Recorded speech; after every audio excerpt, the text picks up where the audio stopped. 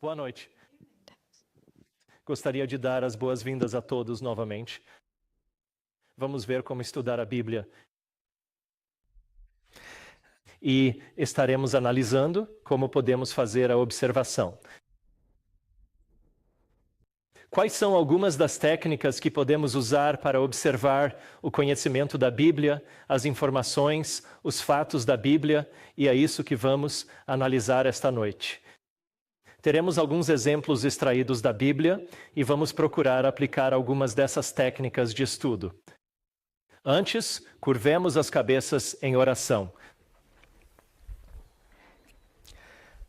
Pai Celestial, obrigado por nos trazer aqui para estudar Tua Palavra.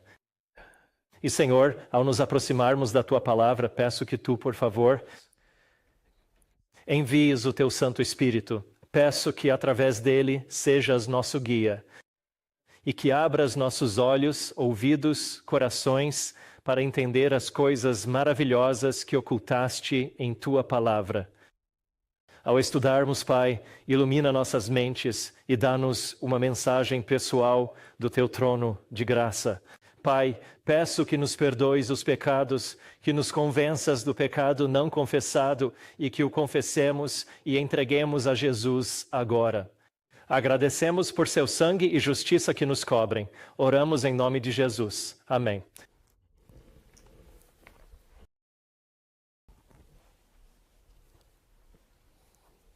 Ok, então ontem vimos a importância de como estudar a Bíblia. Por que é tão importante para nós aprendermos o estudo bíblico? Também vimos como preparar nossos corações. Ao estudar a Palavra de Deus, é crucial dedicar tempo para preparar nossos corações. Não devemos ir direto para a Bíblia sem antes termos preparado nossos corações. E então, vimos uma visão geral do que é observação, o que é interpretação e o que é aplicação. Eu só quero revisar o que vimos ontem em termos de preparação do coração. Se queremos preparar nossos corações, precisamos estar mentalmente bem para estudar a Palavra de Deus. O que afeta nossas mentes, nossos cérebros, coisas como drogas, estresse e música. E lá coloquei referências dos livros do Espírito de Profecia de Ellen White, que nos ajudam a entender como preparar nossos corações. Temos mente, caráter, personalidade. Para nossa saúde física, precisamos garantir que estamos comendo bem. Se comermos muito tarde da noite, não vamos conseguir acordar cedo de manhã. Ou se acordarmos cedo, a mente estará pesada, nublada, devemos cuidar do que comemos. Os livros de Ellen White, para nosso benefício, são conselhos sobre saúde e regime alimentar.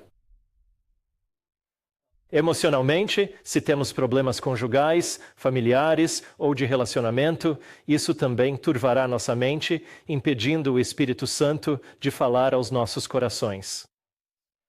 Temos lar adventista e mensagens aos jovens. E no aspecto espiritual, se tivermos pecado não confessado ou falta de perdão em nossos corações, ou se acharmos difícil perdoar os outros, não conseguiremos ouvir a voz do Espírito Santo. O livro que Ellen White nos deixou é Caminho a Cristo. Qual a importância do Espírito de Profecia? O que destaco é que todos os livros de Ellen White, ou a maioria, visam preparar nossos corações. Porque Deus sabia que em nossa geração nós lutaríamos com muitas distrações. E teremos dificuldades com a dieta certa, teremos problemas mentais. Deus levantou a profetisa do Senhor para a nossa geração, para que lêssemos seus livros e soubéssemos como preparar nossos corações ao estudar a Bíblia. Por isso, estudar o Espírito de Profecia é crucial. Agora, vamos analisar a observação. Ontem falamos sobre observação, e se você olhar no dicionário Oxford, ele nos diz que observação é um conhecimento, ou melhor, o conhecimento da Bíblia. Observar é descobrir o conhecimento da Bíblia. Ao ler um texto bíblico, minha prioridade é observá-lo. O que isso implica? Significa examinar os fatos e as informações contidos na passagem que estudamos. Não queremos tirar conclusões precipitadas. Ainda não queremos focar na interpretação ou aplicação. Queremos estudar essa passagem e ser capazes de descobrir os fatos e as informações, não é mesmo? Vamos praticar como observar os fatos e as informações da Palavra de Deus. Um dos métodos que podemos usar para a observação é o que chamamos de pergunta e resposta contextual. Ao estudar uma passagem da Bíblia, quero ser capaz de fazer o tipo certo de perguntas que me ajudarão a observar os fatos e as informações. O método de pergunta e resposta é um dos melhores para entender o texto. Assim, podemos identificar palavras-chave ou frases-chave fazendo as perguntas certas.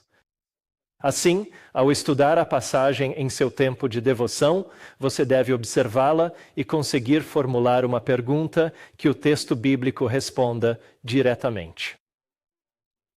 Se eu fizer a pergunta, conseguirei ler uma palavra ou frase que me dará a resposta diretamente do texto da Bíblia que estou estudando, ok? Basicamente, é sobre isso que se trata. Além de fazer perguntas contextuais, também desejo fazer perguntas como: qual é o contexto daquele versículo? Qual é o tema do versículo que estou estudando? Qual é o ponto principal, a única coisa sobre a qual o texto está falando? E então, dentro do parágrafo ou grupo de textos que estudo, pergunto: como este texto se liga ao anterior? É o mesmo tópico? Mudou? Estou em nova seção? Estas são perguntas comuns que desejo fazer. E depois de terminar o conjunto de textos que estou lendo e chegar ao fim do capítulo, quero me questionar: qual é o tema deste capítulo? Frequentemente, em particular nas epístolas, o texto ou o capítulo não se encerra precisamente ali. Muitas vezes você verá que os primeiros versículos do próximo capítulo, na verdade, pertencem ao capítulo anterior. Assim, você não deve simplesmente seguir as delimitações de capítulo presentes na Bíblia, ou seja, na versão específica da Bíblia que você está estudando. Você precisa estudar por si mesmo, orar e perguntar ao Espírito Santo onde este capítulo realmente termina. Veremos alguns exemplos nas epístolas em que os primeiros versículos do próximo capítulo, na verdade, marcam o fim do capítulo anterior.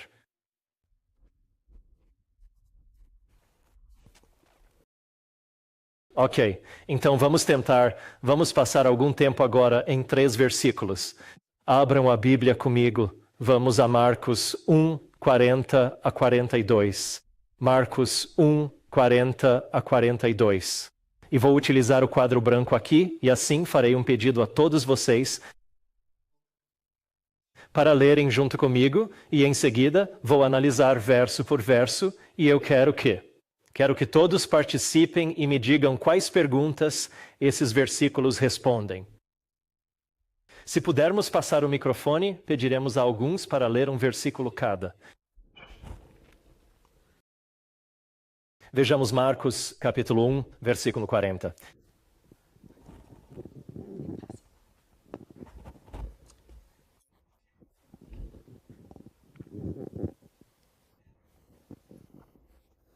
O microfone não liga.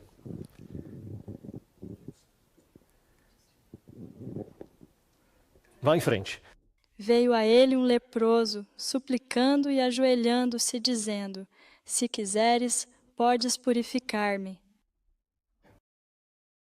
E o verso 41. Pode passar o microfone?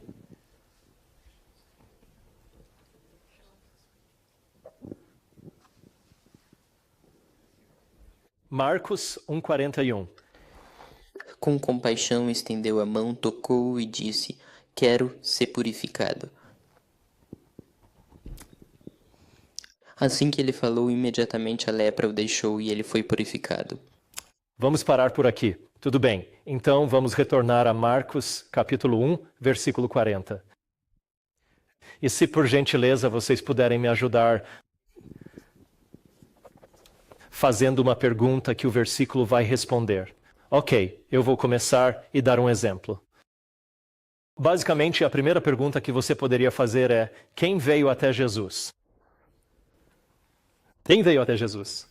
O leproso? O leproso, certo. Então, um leproso. Um leproso veio a ele. A primeira pergunta seria: quem veio a Jesus? Se quiser saber quem ele é, volte a alguns versículos e verá que é Jesus. Esse é um exemplo de uma pergunta que farei, e você pode ler as palavras do texto para respondê-la. Ok, alguma outra pergunta que vocês conseguem tirar do versículo 40? Você precisa ser capaz de fazer a pergunta e de ler qualquer palavra no texto para respondê-la. Não se deve responder com uma palavra que não esteja na Bíblia, ok? Dúvidas? E se puder levantar a mão, passaremos o microfone para que faça a sua pergunta. Oh. Poderia ser: como o leproso chegou a Jesus? Sim, muito bom. Então, como? O leproso foi até Jesus? E como ele foi até Jesus? Ajoelhando-se e implorando a ele. Certo. Então, a Escritura diz aqui, implorando, pelo menos na versão King James, e ajoelhando-se. Ok, como o leproso foi até Jesus? Quem foi a Jesus? O leproso. Mais perguntas? O que o leproso disse? O que o leproso disse? Muito bem. Então, o que o leproso disse? A resposta?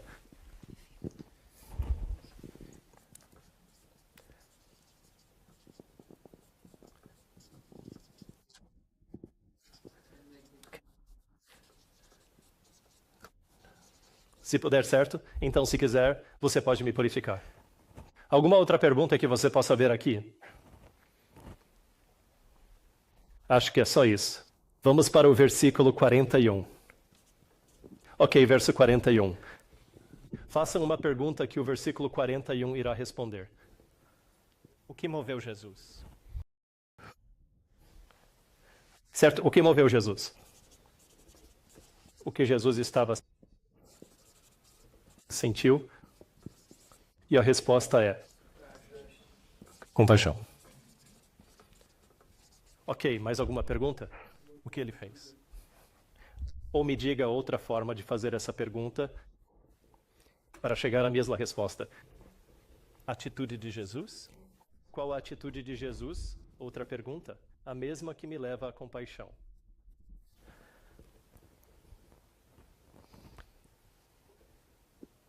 Qual foi a reação de Jesus? Qual a reação de Jesus? Como Jesus reagiu à pergunta do leproso?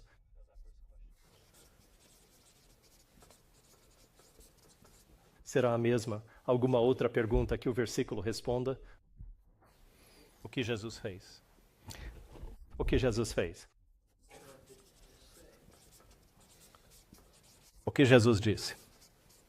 E a resposta é: estendeu a sua mão.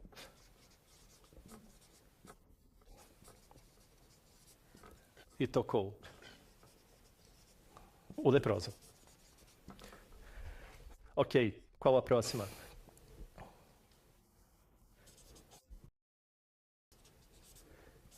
O que Jesus disse? A resposta é: ser limpo. Eu quero que você esteja limpo. Provavelmente existe ainda uma outra pergunta que você pode fazer sobre a última linha ou as últimas palavras. Isso pode não ser tão óbvio. Então, como você pode ver aqui, muito disso é o que ele fez, como ele reagiu, o que ele fez, o que ele disse. Mas para o último ponto, você poderia perguntar: qual a vontade de Deus? Ou qual é a vontade de Jesus? Qual a vontade dele? Qual a vontade de Jesus?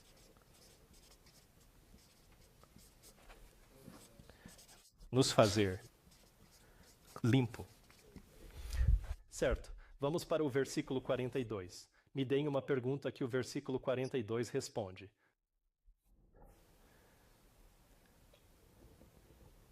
O que houve? Isso é muito amplo? Sim, um pouco genérico. Como vai responder a isso? A lepra o deixou imediatamente. Ok. Mas, tipo, o que aconteceu depois que Jesus disse isso a ele ou algo assim? Sim, o que ocorreu após Jesus falar. Ok, então o que acontece? Depois que Jesus fala, e a resposta é: a lepra o deixou. Há mais alguma pergunta?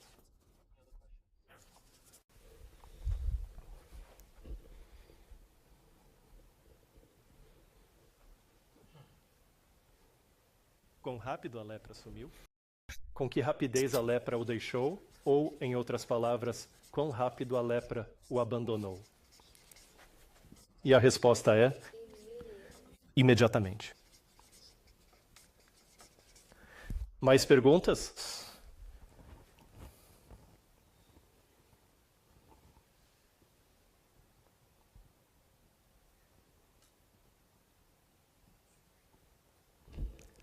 Mais alguma pergunta? Deve ter pelo menos mais uma pergunta aqui. 42? Isso, no verso 42.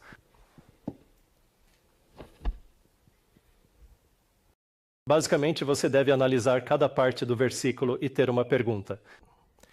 A parte final deste versículo, que ainda não colocamos aqui. Que tipo de pergunta você poderia fazer? Sim. O que ele se tornou? Ou seja, ele foi purificado e ficou limpo? Certo. O que o leproso se tornou? É isso que você quer saber? Há uma maneira mais adequada de formular essa pergunta? Alguém? Mais alguém? O que houve com o leproso? Ok. Qual era a condição dele? Depois que? A lepra. Depois que a lepra saiu, certo. Então, qual era a condição do leproso? Qual era a condição do leproso? Depois que a lepra saiu. E a resposta é: ele está limpo, correto, ou, de outra forma, o que acontece quando a lepra desaparece? Então, somos purificados. Ou, invertendo a pergunta, o que acontece? Qual é a definição de limpo? A lepra foi embora. Nesse caso, dá para olhar por ângulos diferentes. Portanto, esta é uma observação bastante superficial e rudimentar. E agora, o que desejo é retornar aos versículos para analisarmos o tema. Entendido? Se eu olhar para o versículo 40, qual vocês acham que é o tema do versículo 40? Qual o tema central? O leproso e o seu pedido. O leproso. O foco principal do verso 40 é o leproso e o que ele faz, certo? Tudo o que ele faz, tudo o que ele diz. Ok. Qual o tema do verso 41? Jesus.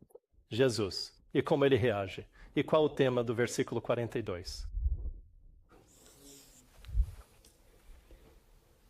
O que Jesus faz?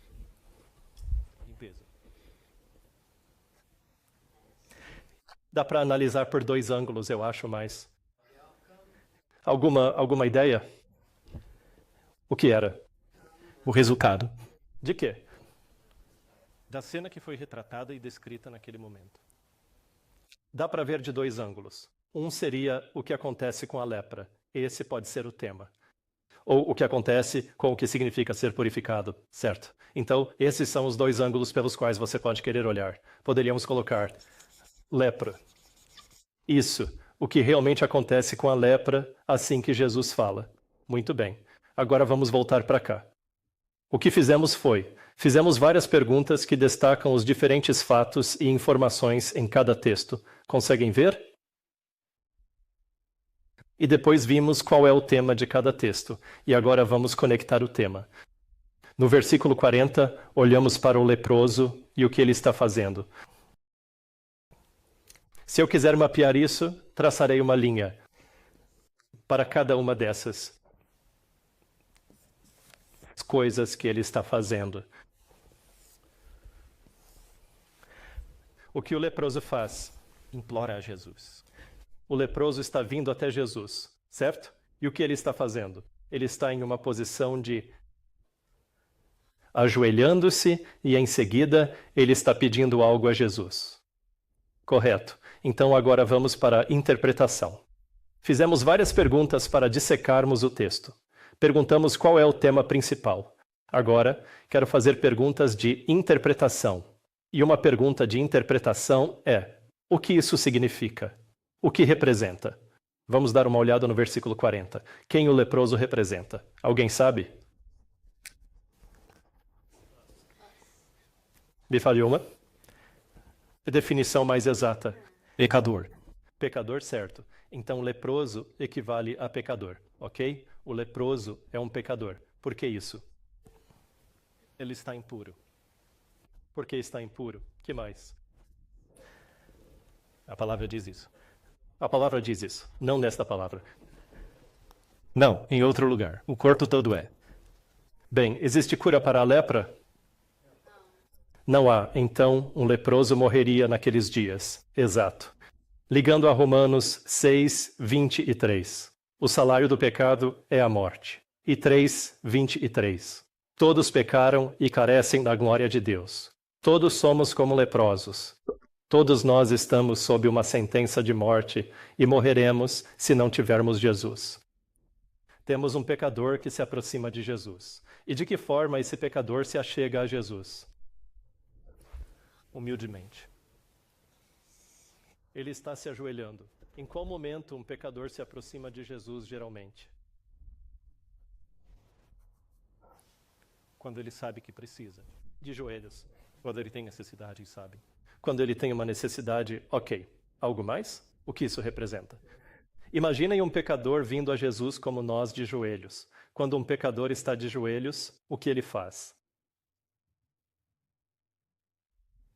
Orando. Ele está orando, certo? Então, na verdade, isso se refere à oração. Esta é a oração de um pecador. Faz sentido? Ao olharmos os fatos e as informações, isso nos ajuda a saber sobre o que é este texto?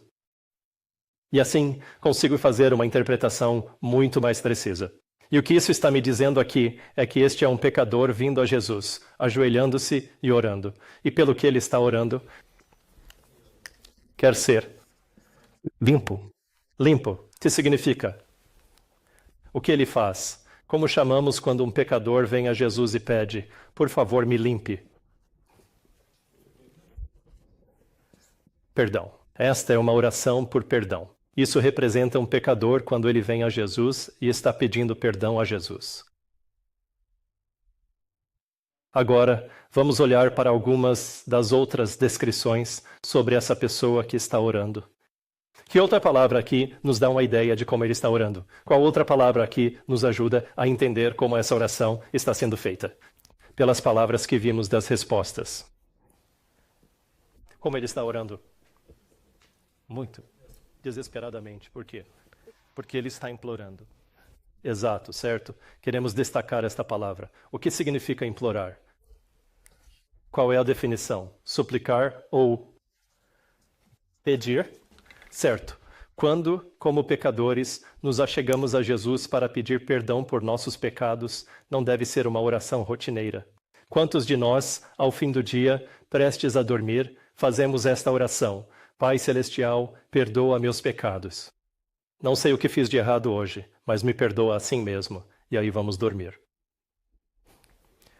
Este não é o modo como este leproso vem a Jesus. Este leproso se aproxima de Jesus e ele está de joelhos, implorando a Jesus para que o torne limpo. Ele está suplicando pelos seus pecados. Ele está se lamentando por seus pecados. Ele está clamando a Deus para o tornar limpo. Isso não deveria ser uma rotina. Este leproso sabe que, se não for perdoado, purificado ou coberto pelo sangue de Jesus, estará perdido. Jesus é sua única esperança. Isto nos dá uma imagem, uma ideia, uma emoção. Sentimos como devemos nos aproximar de Jesus ao orar por perdão. Primeiro devemos reconhecer que somos um leproso e estamos condenados. E quando pecamos, colocamos-nos de volta nessa sentença de morte.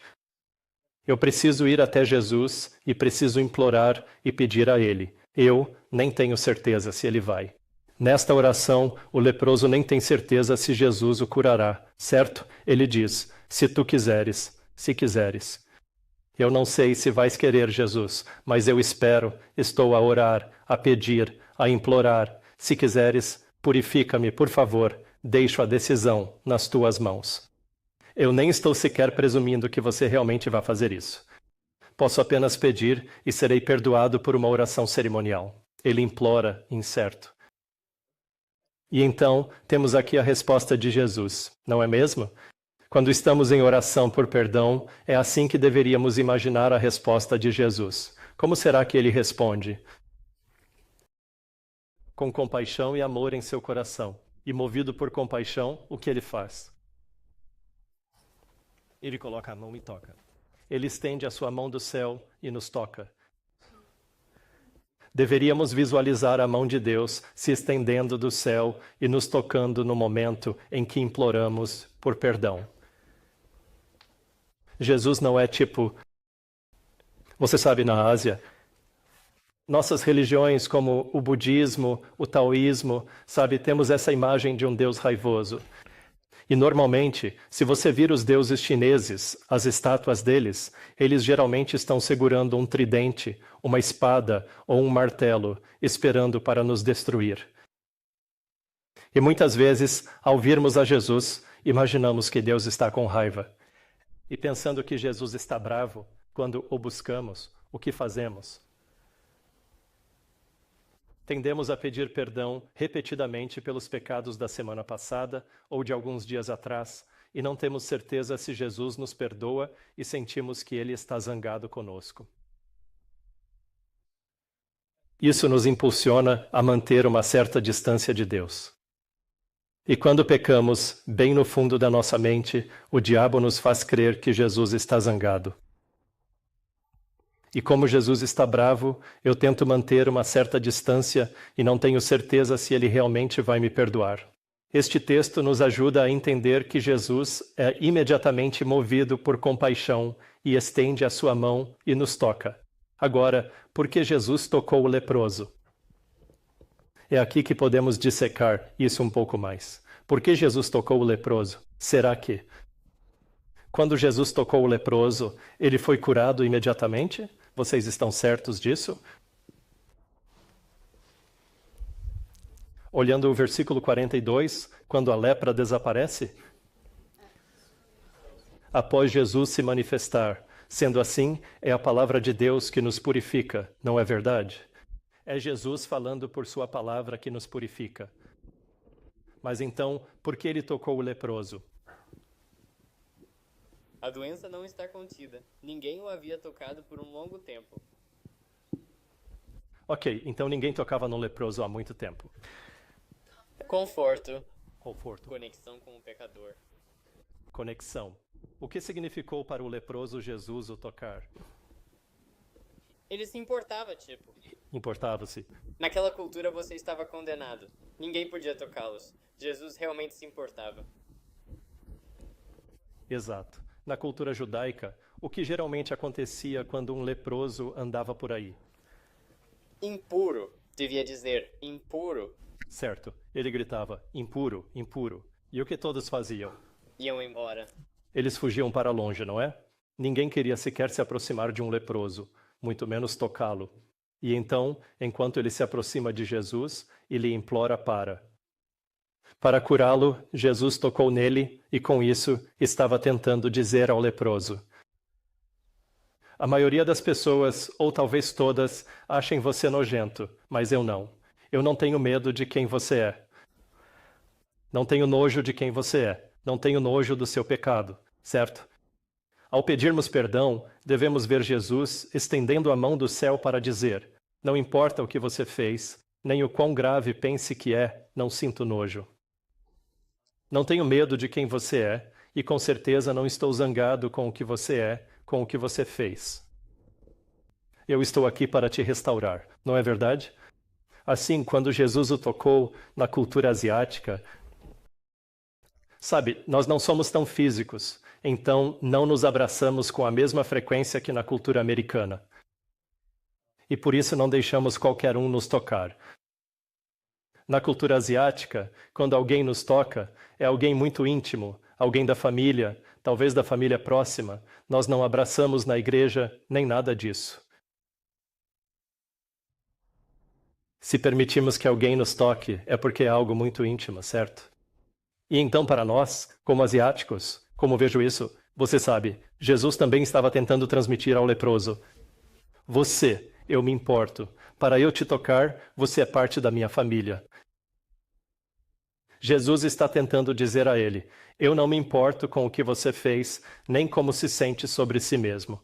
E então Jesus diz: eu quero ser limpo. O que isso significa?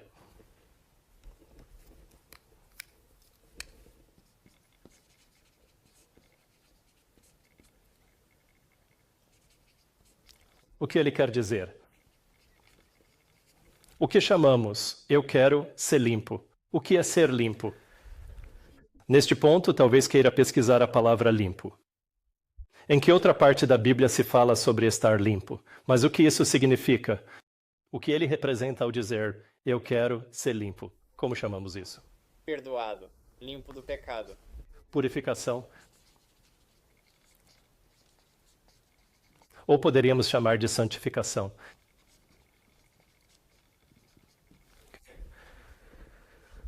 Então, a vontade de Deus, a vontade de Jesus, é que sejamos santificados, em primeiro lugar, acima de tudo. Muitas vezes, jovens se perguntam: qual a vontade de Deus para mim? Faço isso ou aquilo? Com quem me caso? Qual carreira devo seguir? Mas antes de tudo isso, a primeira vontade de Deus é que sejamos limpos, certo? Ele quer que sejamos santificados. Agora, o verso 42. No versículo 42, como a lepra desaparece. Quando Jesus fala. Assim, quando o Senhor se manifesta em nossas vidas, quando lemos a palavra de Deus, não é só para aprendermos mais sobre Jesus. A palavra de Deus tem poder de santificação, tem poder de purificação, não é? Se você se encontra constantemente caindo em pecado, precisa dedicar mais tempo à palavra de Deus.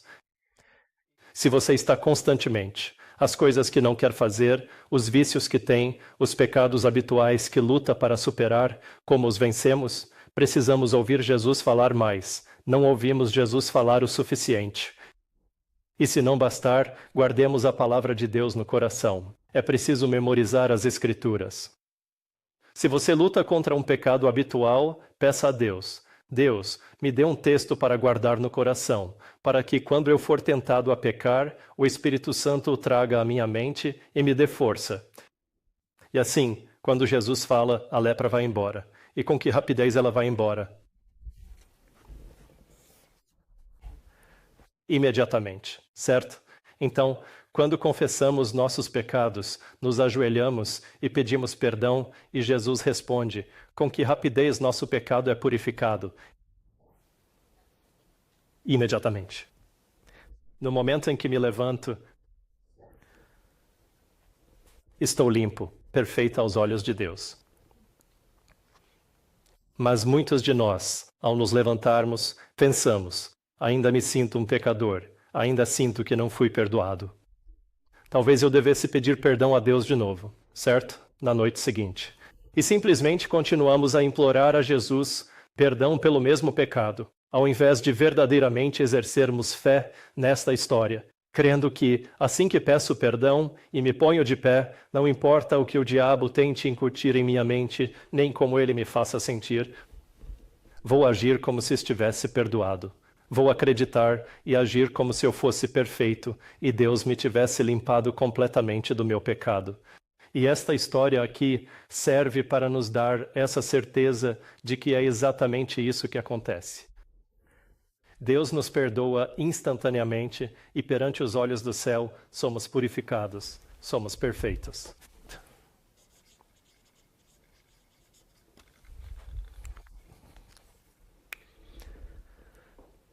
Esta é a imagem que devemos obter. Não sei se vocês já chegaram a essa mesma conclusão antes, mas o que estou tentando mostrar é que, se você dissecar cada palavra das passagens que está estudando, que é o que chamamos de observação, e usar este método de perguntas e respostas para ajudar a dissecar, isso o ajudará a saber claramente do que se trata e como aplico isso na vida.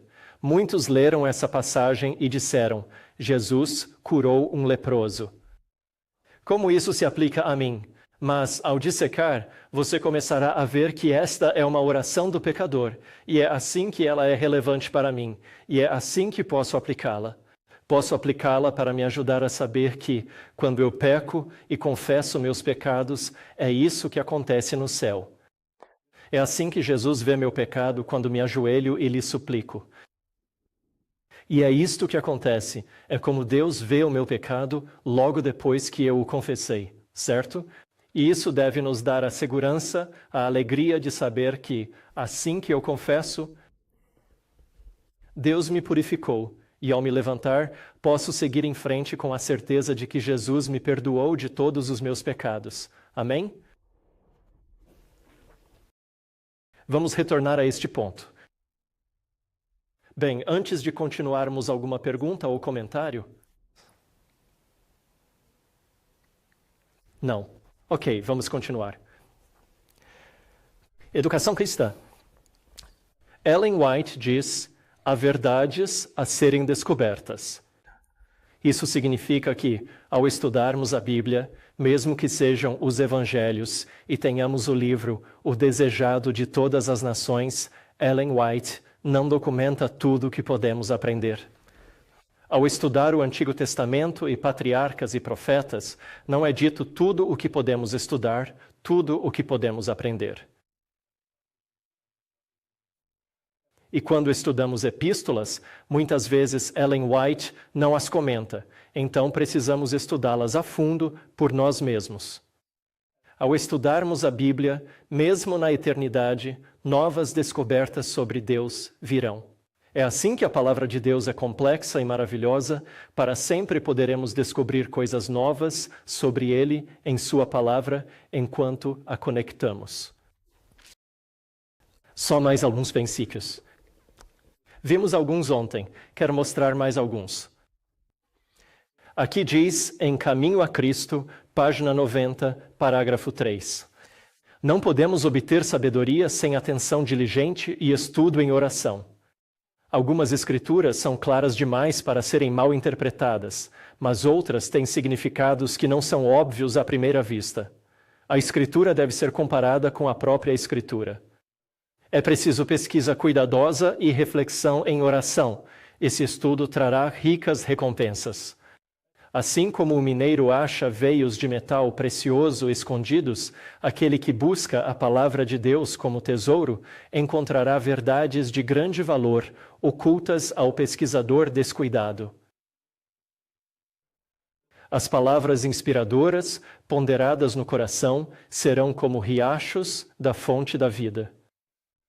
Há muitas passagens da Escritura que exigem nosso tempo para aprofundar.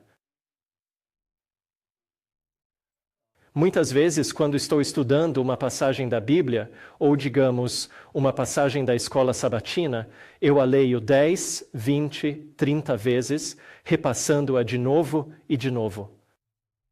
Assim como você sabe, quando um mineiro está escavando em busca de ouro, ele cava com o seu, como se chama? A peneira certo na areia e a passa repetidamente, na esperança de que, em algum momento, ao ir mais e mais fundo no mesmo lugar, certo, ou cobrindo a mesma área, dando voltas e voltas, ele encontre pepitas de ouro. Da mesma forma, quando estudamos a Bíblia. você não vai. Após ler a mesma passagem 5 vezes, algo novo descobrirá. E na 10ª leitura, algo novo descobrirá. Ao chegar à 15ª, 20ª ou 30ª vez, você descobrirá um novo ângulo sempre. Muitos de nós apenas lemos a Bíblia superficialmente. Lemos uma vez, tentamos ver se Deus está querendo nos dizer algo e seguimos em frente. Mas não é assim que Ellen White descreve o estudo da Bíblia, certo? Ela diz que devemos ser como o mineiro que encontra veios de metal precioso sob a superfície da terra. Ou em outras partes, ela fala em cavar ouro, certo? Quando estudamos a Bíblia, devemos pensar nisso como cavar em busca de ouro. Por isso, devemos perseverar e persistir na mesma passagem, muitas vezes. Outra citação, próximo parágrafo. Pouco se beneficia da leitura apressada das Escrituras. Pode-se ler toda a Bíblia e não perceber sua beleza ou significado oculto. Uma passagem estudada até que seu significado seja claro e sua relação com o plano de salvação seja evidente, tem mais valor do que a leitura atenta de muitos capítulos sem propósito definido e sem instrução positiva. Tenha sempre sua Bíblia consigo. Leia-a sempre que puder. Fixe o texto em sua mente. Como mais podemos dizer isso? Devemos memorizar. E especialmente para quem luta contra um vício e busca a vitória, é preciso memorizar as Escrituras. Porque o Espírito Santo nos lembrará no momento da tentação e conforme isso. À medida que o texto bíblico vem à nossa mente, ele retarda nossas ações e o Espírito Santo pode nos desviar de cair em pecado. Os pecados e vícios que cometemos inconscientemente, superamos memorizando as Escrituras. O Espírito Santo pode trazer isso à nossa mente naquele momento, na fração de segundo em que precisamos decidir por Jesus, ele o inserirá em nossas mentes. Mesmo andando na rua, você pode ler e meditar sobre uma passagem, fixando-a na mente. O Espírito Santo exalta e glorifica o Salvador, revelando Cristo, a pureza de sua justiça e a grande salvação que nele temos. Jesus diz, receberá do meu e vô-lo mostrará. João 16:14. O Espírito da verdade é um mestre eficaz da verdade divina. Como Deus deve estimar a humanidade, se entregou o Filho por ela e designa o Espírito para ser seu mestre e guia constante. Voltando às passagens de ontem, antes de orar, antes de estudar a Bíblia, devemos orar ao Espírito Santo. Ao memorizarmos as Escrituras, como eu disse, o Espírito Santo usa isso como uma arma da verdade para perfurar nossos corações e interceptar o diabo quando ele está nos fazendo cair em tentação. Ok, então mais algumas dicas de observação. Precisamos ler e reler as passagens que estamos estudando. A cada vez que lemos, vamos descobrir algo novo. E ao aplicar as técnicas e seguirmos lendo a passagem, como eu disse, ler a Bíblia é como ver um quadro com muitos pontos, e escondida nesses pontos está a imagem de uma pessoa, uma mulher ou um homem. E ao se aproximar e se afastar da imagem, se aproximar e se afastar, em algum momento você começará a ver a imagem escondida dentro da pintura. É assim que devemos estudar a Bíblia, enxergar o quadro geral.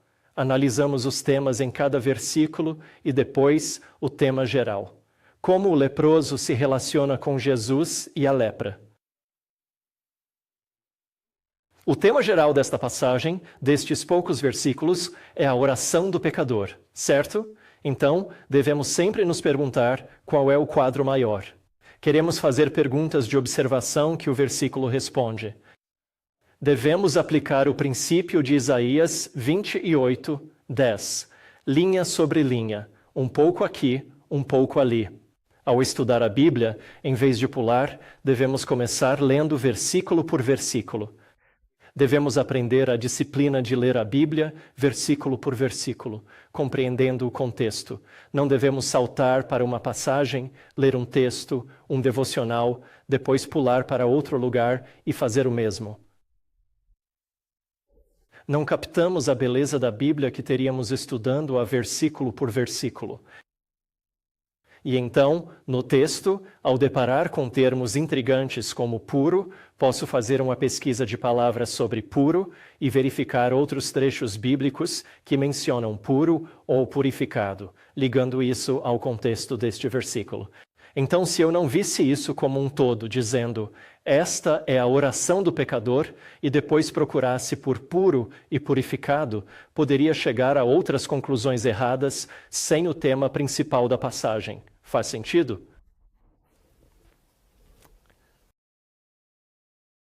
Buscamos palavras-chave no texto para pesquisar, tipo uma busca por palavra.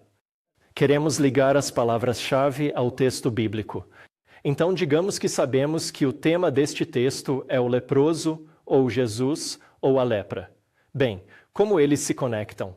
Qual é a relação de Jesus com o leproso aqui?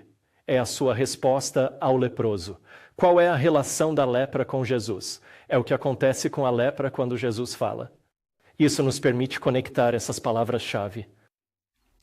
E então busco o tema do texto, do parágrafo, do capítulo e os temas do livro. Ok, estes são tipos de perguntas de observação. Não as abordarei, mas compartilho os slides, se quiserem. Mas estas são perguntas essenciais ao estudar qualquer livro da Bíblia, certo? Qual o tema central do livro? Qual é o tema principal? Qual é a palavra ou o assunto recorrente que persiste ao longo de cada capítulo do livro? Isso me ajuda a saber que este é o tema central. E isso me orienta para que eu possa identificar o tema principal de todo o livro. E vocês podem ver o restante das perguntas.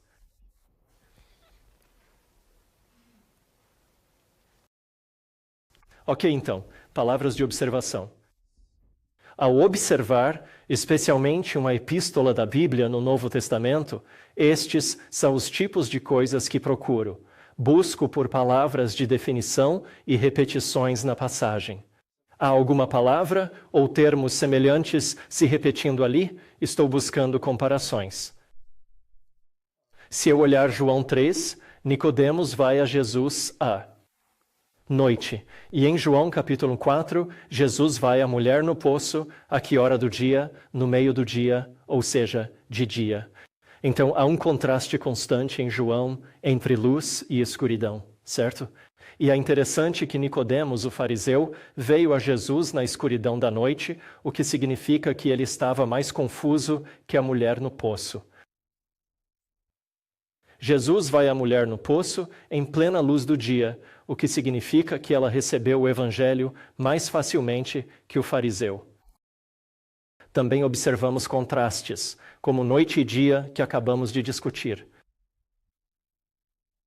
Descrição, conclusão, causa e efeito, palavras opostas, semelhantes, é o que parece. Quando estou estudando uma passagem da Bíblia, especialmente uma epístola, definição é algo como a palavra. Deus é amor. Deus é a definição do amor. Se eu quero saber sobre o amor, eu preciso ir a Deus. Deus é amor. Comparação, assim como. Ao ver a expressão assim como, há uma comparação, um contraste, mas. Então, quando vejo mas, o que me diz é que o texto anterior se opõe à passagem que.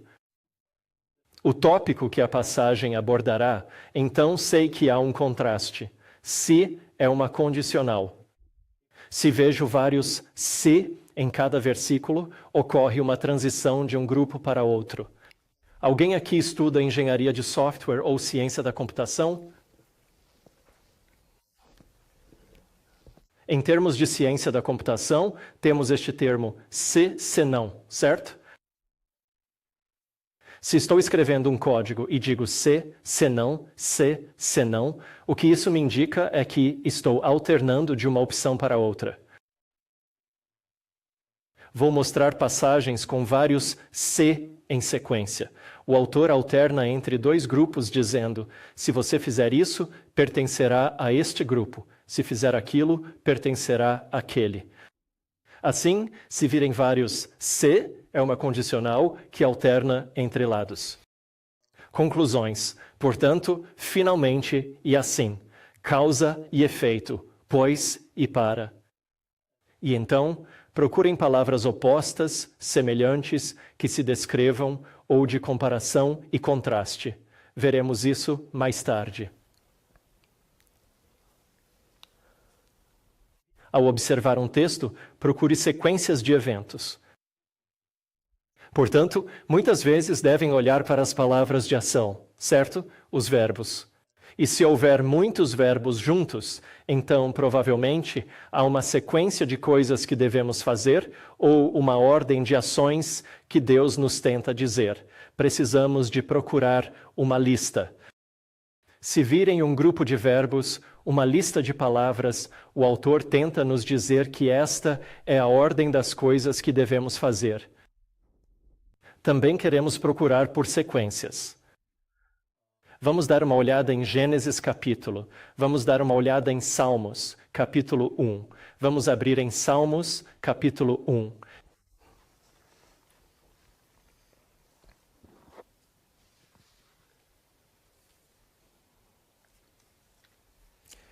E alguém pode ler para mim o versículo 1? Quem está com o microfone?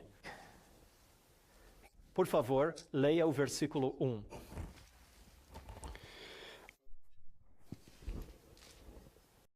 Poderia nos dar o microfone? Alegres são os que não seguem o conselho dos ímpios, nem param com pecadores, nem se juntam a zombadores. Ok, conseguem ver a sequência? A sequência. Andar, parar, sentar. Tem que prestar atenção nisso, certo? Se voltarmos à primeira parte, bem-aventurado o homem que não anda no conselho dos ímpios. Muito feliz é o homem bem-aventurado, é o homem que não anda no conselho dos ímpios. Mas se você andar no conselho dos ímpios, em algum momento, fará o quê? Sentar. Uma hora você vai sentar e parar.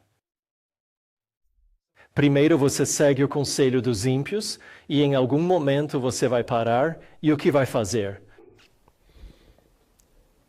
Você vai se deter no caminho dos pecadores e participar do que eles fazem.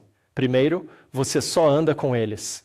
Ei, estou só passando um tempo. Nada de errado com esses amigos. Só estou saindo com eles. São pessoas legais. Sim, não concordamos em certas coisas, mas tudo bem. Só vou andar com eles. E depois de um período, caminhando juntos, acabaremos por ficar com eles para participar de seus pecados. E então, finalmente, o que eu farei? Vou me sentar na cadeira dos escarnecedores e vou começar a criticar o povo de Deus.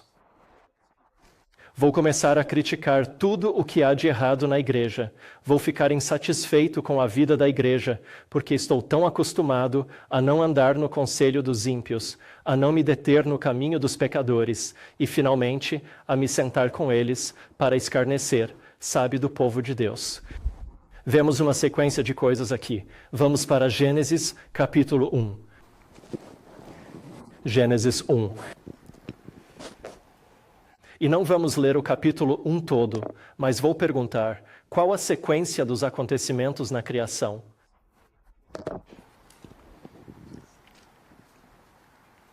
Coisas que foram criadas? Sim. A luz e depois tem o firmamento. Ok, firmamento. A terra e então as estrelas, a lua e o sol. Sol, lua e estrelas. Lua e estrelas. E então, os peixes e aves. Peixes e aves. E os animais e humanos. E as pessoas, sim, certo? Nos 3 primeiros dias, a luz. Temos o firmamento, que é a atmosfera, e a terra seca. E no terceiro dia, as árvores. Então, terra e árvores. E nos 3 dias seguintes, temos o sol, a lua e as estrelas, e depois temos as aves e os peixes. E então, temos os animais e o homem. Conseguem notar o padrão que existe entre os primeiros 3 dias e os 3 dias que se seguem? O que Deus fez nos 3 dias? Para ele criar a luz, o que teve que fazer? Separar. Ele teve que separar a luz da escuridão. Para criar o firmamento, ele teve que separar a água da terra. As diferentes atmosferas que vêm da água. Para que Deus criasse a terra seca, ele teve que separar a terra do mar, da água, certo? Os 3 primeiros dias são de separação, e os próximos 3. Preenchimento, então, para ocupar o lugar da luz do primeiro dia. A propósito, qual foi a luz do primeiro dia? Foi Jesus Cristo, quando Deus disse, haja luz, Jesus a emitia, mas a substituiu por sol, lua e estrelas. Ele coloca o sol, a lua e as estrelas no universo, na atmosfera, e depois, com o que ele preenche o ar e a água, ele o enche com pássaros e peixes. E o que preenche a terra seca? Animais e nós, o homem, certo? A criação e recriação são iguais. Quando Deus nos recria, ele primeiramente tem que nos separar, nos afastar de nossos maus hábitos, nos desassociar de amizades ruins e nos libertar de vícios e do mundanismo. E depois disso, ele nos preenche na segunda parte da nossa recriação. Ele nos enche com o Espírito Santo, nos enche com a palavra de Deus e nos enche com uma missão e um propósito para servi-lo. E você pode ver aqui em Gênesis capítulo 1 uma sequência de coisas também. Ao estudar a Bíblia, pense, qual é a sequência? Há uma aqui? Deus é de ordem e ele sempre se importa com sequências. Devemos ver isso em tudo que estudamos.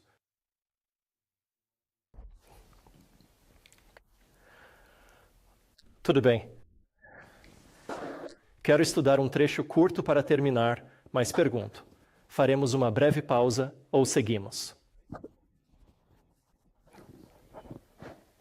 Fazer uma pausa? Certo. Faremos 5 minutos. Oremos. Pai Celestial, obrigado por estar e nos guiar. E rogo que nesta breve pausa renove nossos corações e mentes, nos ajude a meditar e assimilar o aprendido, para que voltemos renovados e concluamos o estudo. Obrigado, Pai, por ouvir nossa oração. Oramos em nome de Jesus. Amém.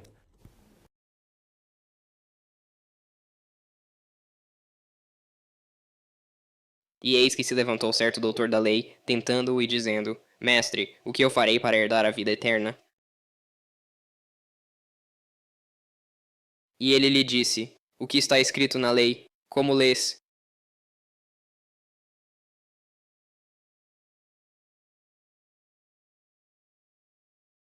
Ele respondeu, ame o Senhor seu Deus de todo o coração, alma, com toda a sua força e mente, e ame seu próximo como a si mesmo.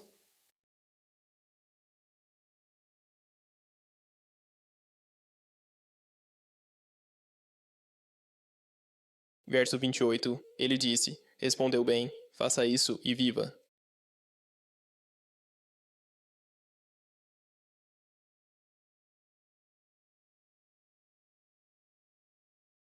Mas ele, querendo justificar-se, disse a Jesus, e quem é o meu próximo? Vamos parar por aqui. Assim, dos versículos 25 a 29, temos uma espécie de diálogo entre Jesus e um doutor da lei. E geralmente, antes de Jesus contar uma parábola, é em resposta a uma pergunta ou a várias perguntas. Então, podem me dizer, dos versículos 25 a 29, quais são as perguntas que o doutor da lei está fazendo e que esta próxima parábola responderá?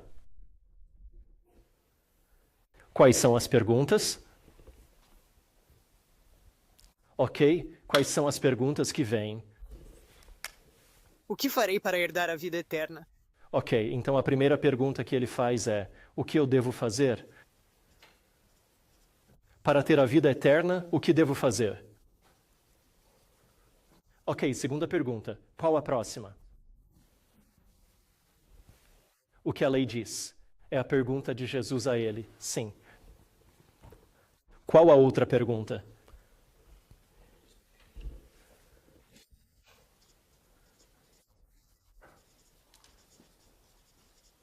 Duas perguntas. O que devo fazer para o céu? E quem é o meu próximo? Essas são as duas perguntas do advogado. E ao estudar esta passagem, parábola, espero que responda a ambas as perguntas. Então vamos do versículo 30 ao 37. Não vamos ler os versículos 30 a 37 juntos. Vou pedir que observem e vamos sequencialmente. Ao passar versículo por versículo, digamos no versículo 30, quero que me digam os personagens ou objetos nesta lição. Para estudar uma parábola, observe os personagens, os objetos e suas ações em sequência. A partir do versículo 30, quero que me digam qual é o personagem ou objeto. Em seguida, digam as ações. E depois de terminarmos tudo isso, vamos questionar o que representam e qual é o seu significado. Certo? Vamos para Lucas capítulo 10, versículo 30. Quem é no verso 30?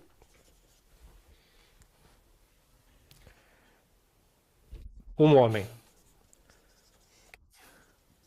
O que faz este homem? Viajando. Tente me dar as palavras do texto. Ele descia de Jerusalém para Jericó. Jericó para. Ele foi de Jerusalém para. De Jerusalém a Jericó, perdão.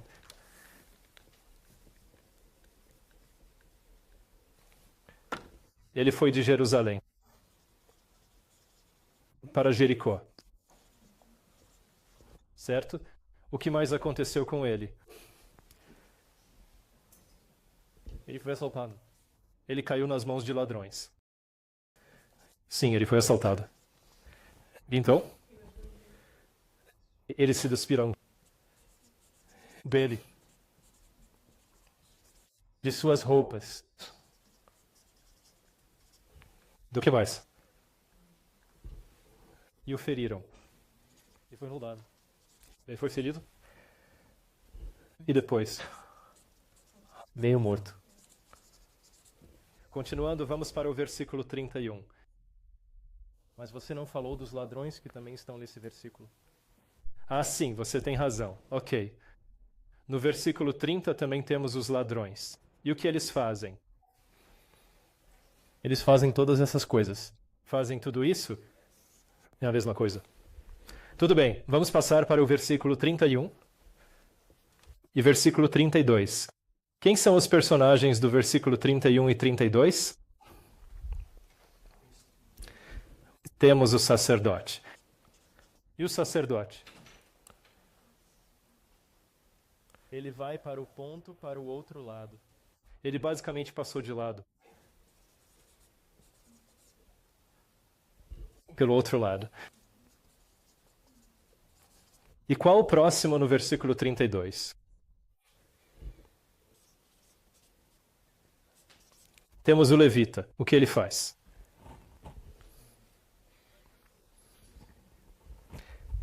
Ele olha. Ele faz um pouco melhor. Ele veio e olhou para ele. E depois? Também passa do outro lado. Vamos para o versículo 33. Ok, verso 33. Quem é? O samaritano. E o que o samaritano faz? O que sabemos do samaritano no verso 33? Viu? Ele teve. Ele teve compaixão? Sim, você está certo. Ele chegou onde estava. Chegou onde ele estava.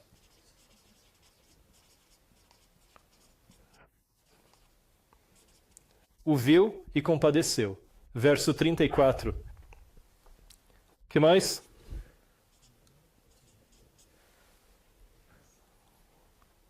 Que mais? Foi até ele. Ele foi sim. E que mais? Ele cuidou de suas feridas. É o que mais? Derramou o azeite e vinho. Vinho. E depois colocou-o em seu próprio animal.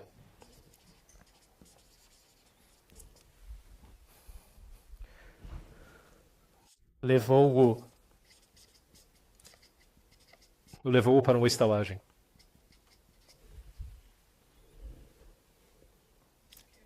E cuidou. E cuidou dele.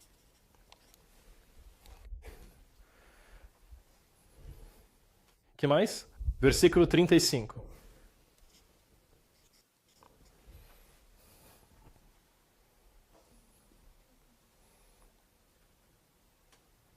O que mais ele fez no versículo 35?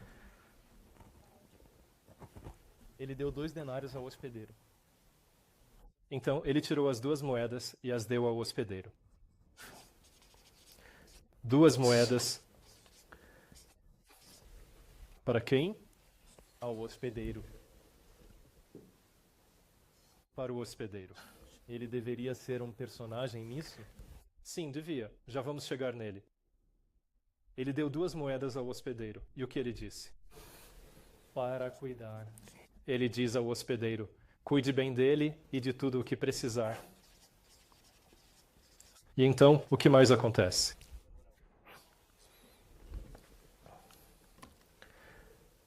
E eu te pagarei de volta.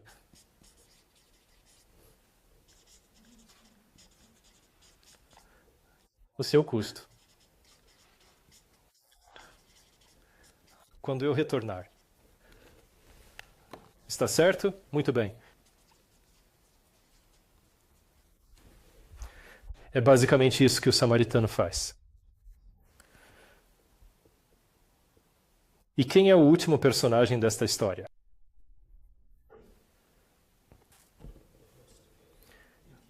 Temos também o anfitrião, ou ao hospedeiro da estalagem. E qual é? O que sabemos nós a respeito do hospedeiro? O que sabemos do hospedeiro? Ele é o zelador? Ele é o cuidador. Mas o que sabemos do versículo 35 sobre o hospedeiro?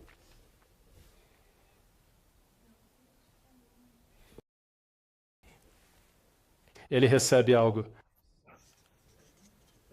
Recebe 2 moedas. 2, certo que é um depósito. E então ele é informado que tudo o que gastar a mais lhe será reembolsado. Quando o samaritano retornar. Concordam? Sim. Então, para o hospedeiro, não são coisas que ele está fazendo. Estão acontecendo com ele. Isso. Então, é isso que você também deve fazer? Sim. Ele não está agindo.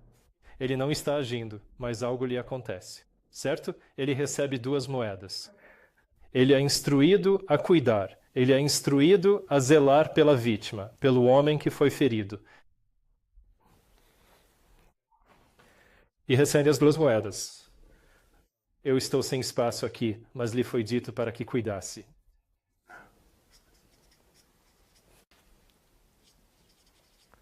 Da vítima. ele deve cuidar da vítima. Muito bem, vamos analisar isso agora. Já observamos a passagem. Nós decompusemos todos os elementos dela para podermos dissecar este texto bíblico. Agora, vamos ver a interpretação.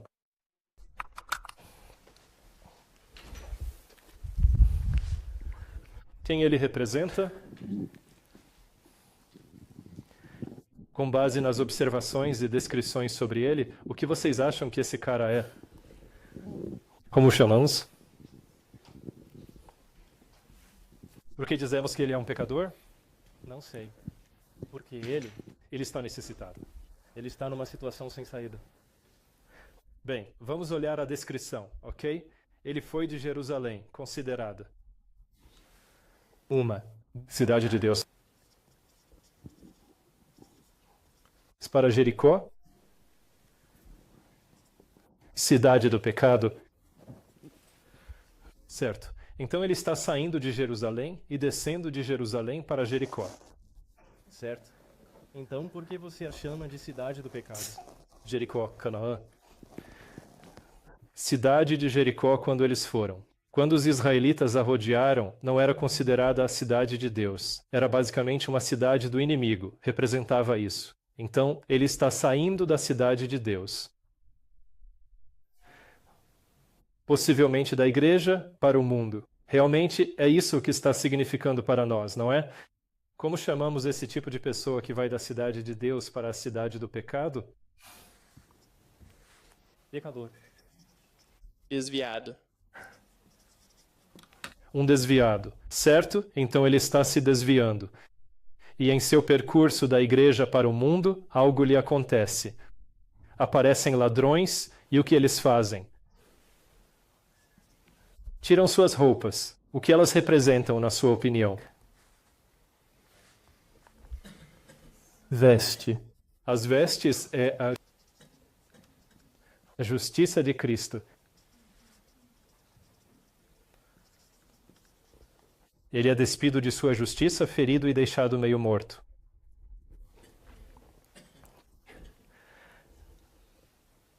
E quem são os ladrões?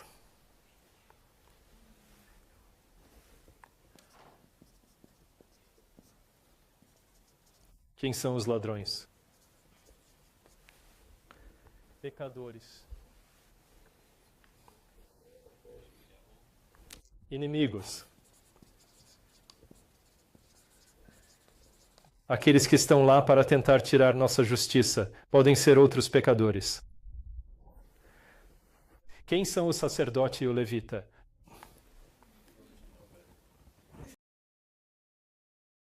Líderes da igreja, os membros mais antigos da igreja. E o que eles fazem com a vítima?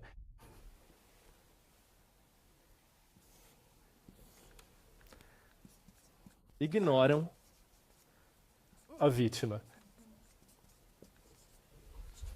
Sim. Só pensei nisso quando você disse. Para que direção eles vão? Para Jerusalém. Para Jerusalém, com certeza. Eles são o sacerdote e o levita, certo? Indo para o templo na direção oposta. O samaritano, quem ele representa? A maior pista está na primeira frase, na verdade. Ele foi movido por compaixão. Ele teve compaixão dele. Onde acabamos de ler esta frase? Marcos, capítulo 1, versículo 41. Ele foi movido de compaixão. Ele se compadeceu da vítima. Isso representa Jesus.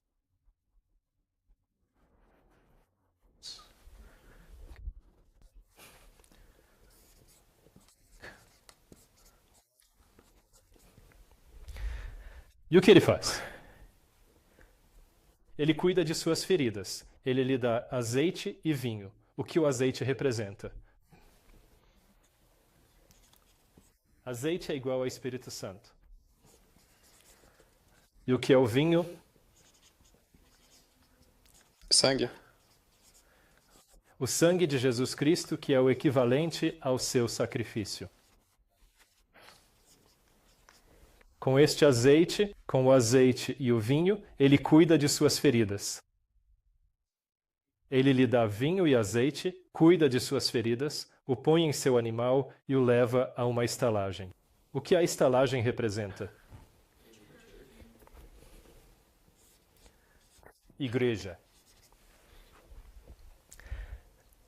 E ele o leva ao hospedeiro e diz ao hospedeiro: cuide dele. Mas antes, cuide dele. Vou te dar um depósito. Ele lhe dá 2 moedas. O que as 2 moedas representam? É um depósito. Qual é o depósito que Jesus nos deu? O Espírito Santo. Alguém tem um texto para isso?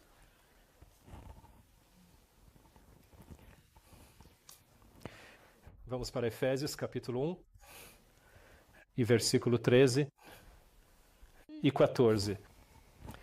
Alguém pode ler para nós? Quem estiver com o microfone ou puder passá-lo.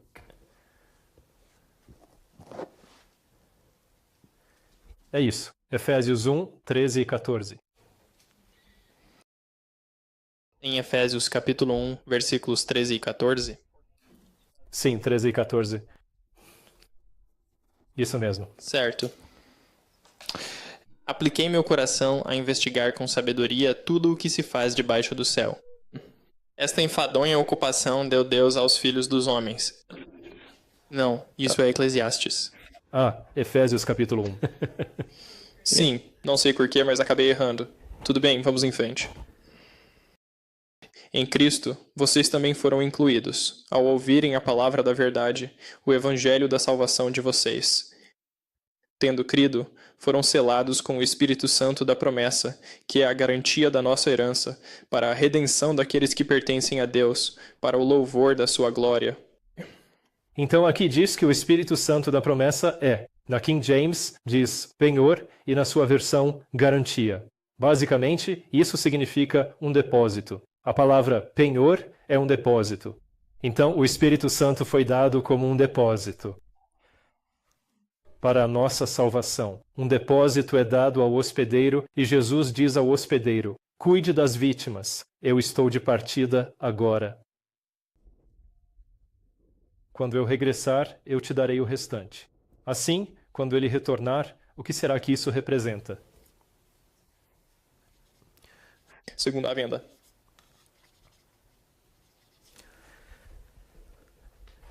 E o depósito?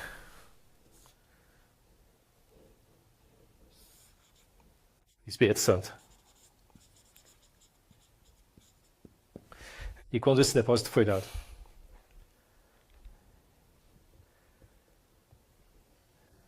No dia de Pentecostes. Exato. Essa foi a chuva temporã. Então Deus derramou o Espírito Santo no Pentecostes e esse foi o depósito para a igreja cristã primitiva. E Jesus fará um novo depósito na chuva serôdia para a igreja remanescente, não é mesmo? Deus preparou um depósito em cada era da igreja para eles começarem e nós terminarmos. Nós temos o depósito. Agora, o que são as 2 moedas? Perguntam alguns. Por que 2? Por que são 2 moedas? Não tenho certeza, mas só consigo pensar no Antigo e Novo Testamento. No Apocalipse, ele os chama de as 2 testemunhas. Assim, as 2 testemunhas, Antigo e Novo Testamento, são dadas à igreja para que o Espírito Santo as use como fonte de verdade. Temos as 2 moedas que são dadas e Jesus diz: eu te pagarei de volta quando eu voltar. Quais lições podemos aprender?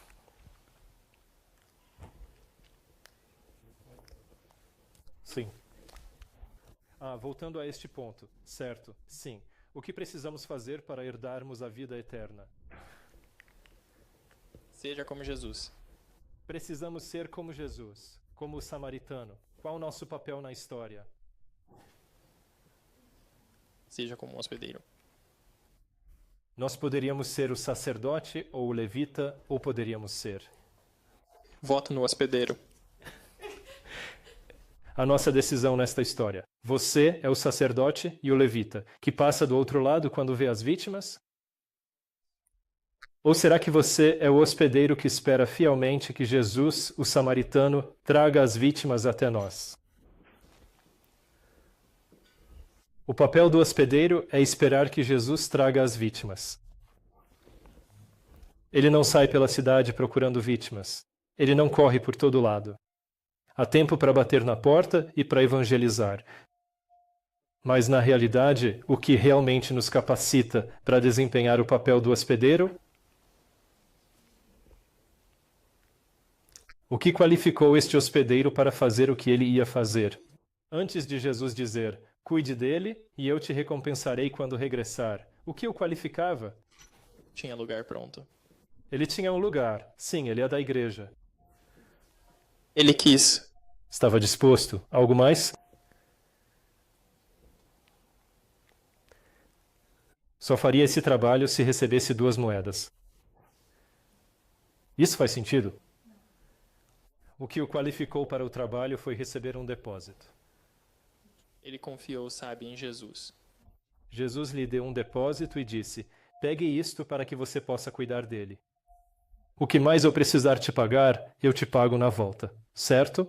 E então, o que nos qualifica para sermos o hospedeiro não é que você tenha passado por algum treinamento de evangelismo. O que nos qualifica como hospedeiros não é só ter um coração disposto e isso basta. Demasiadas pessoas estão tentando ser o hospedeiro sem jamais terem recebido o depósito do Espírito Santo. Muitos de nós pensamos, se eu fizer evangelismo, se for ativo na igreja, se assumir este e aquele papel, eu ficarei bem. Contudo, há tantas pessoas assumindo papéis na igreja e muitas outras envolvidas em evangelismo e alcance sem possuírem o depósito do Espírito Santo, o que faz com que não haja poder em suas ações.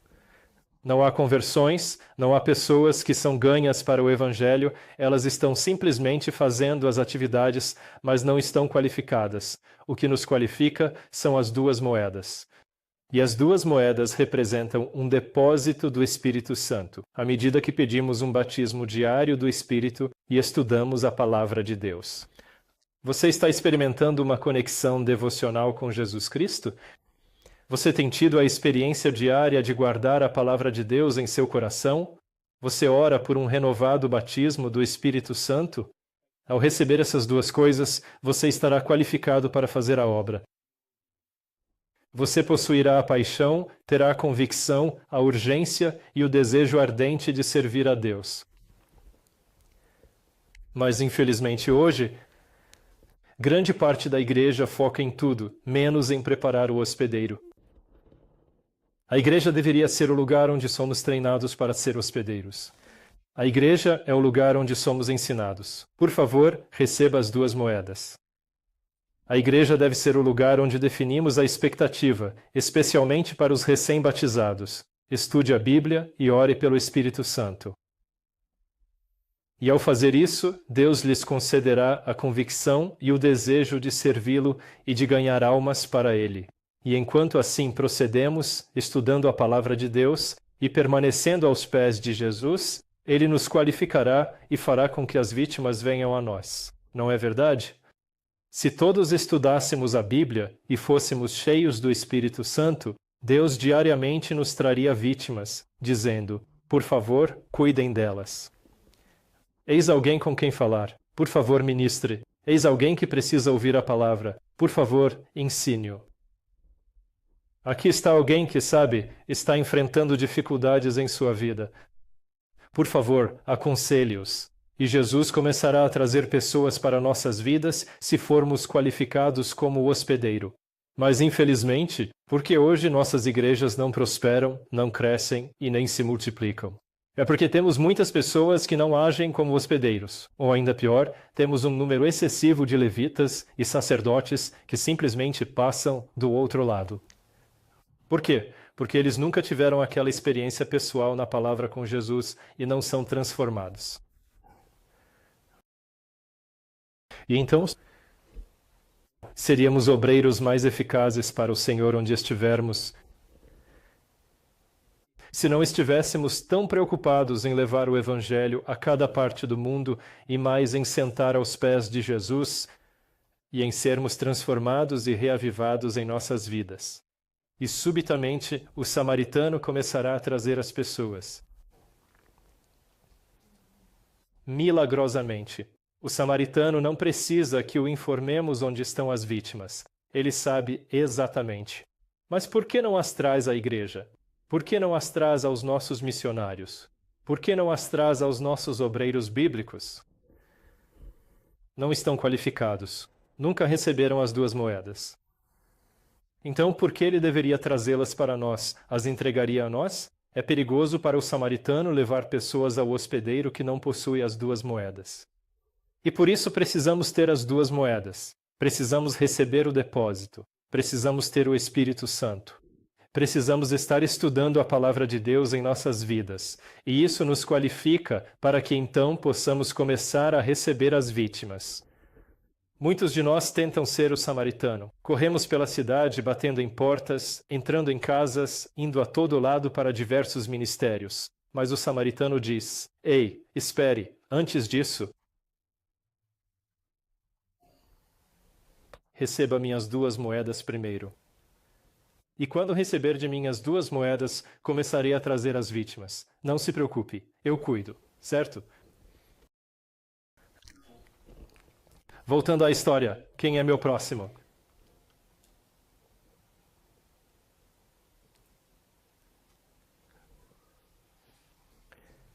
Quem é o próximo? Quem o samaritano me traz? Esse é o meu próximo.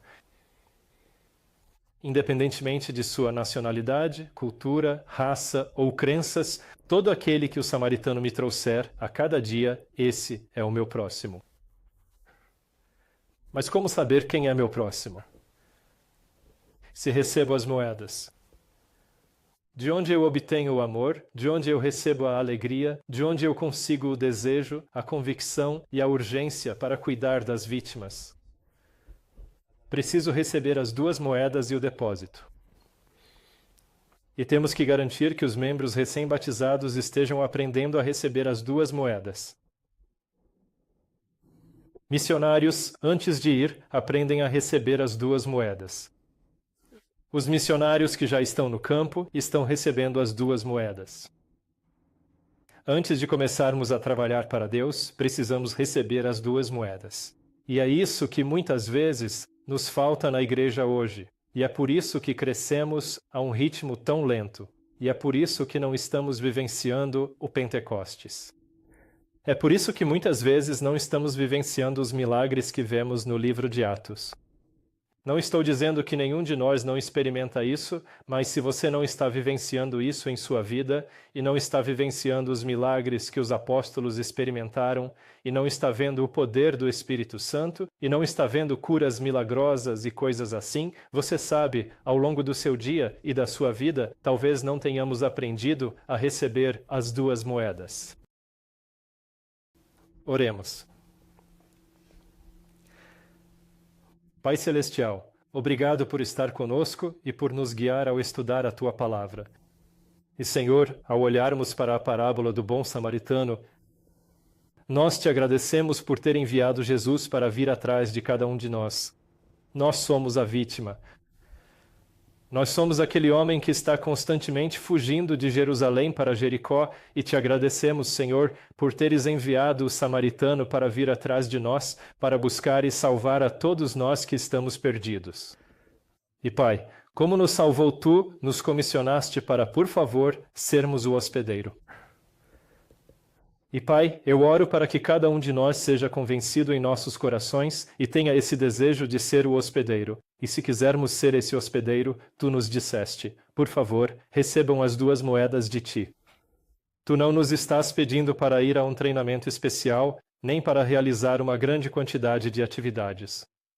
O que Tu nos pedes é para sentar aos pés de Jesus e receber as 2 moedas. Receber e orar pelo Espírito Santo para que Tu possas derramar o Espírito em nossas vidas. E ao recebermos o Espírito e a Palavra de Deus em nossas vidas, Tu nos capacitarás e começarás a trazer as vítimas até nós.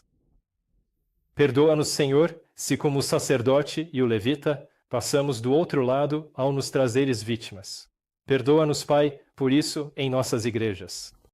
Eu oro para que haja um reavivamento e uma transformação em nossa vida, que ao começarmos a estudar a Tua Palavra, Tu nos transformes à semelhança do samaritano Jesus Cristo, que tenhamos o Espírito de Jesus e desejemos salvar, buscar e salvar todos os que estão perdidos. Senhor, ajuda-nos a acolher as vítimas, nossos próximos que nos trazes, e a desejar trabalhar por sua salvação. Fica conosco ao seguirmos caminhos. Despede-nos com Tua presença e dá-nos bom descanso. Pedimos em nome de Jesus. Amém.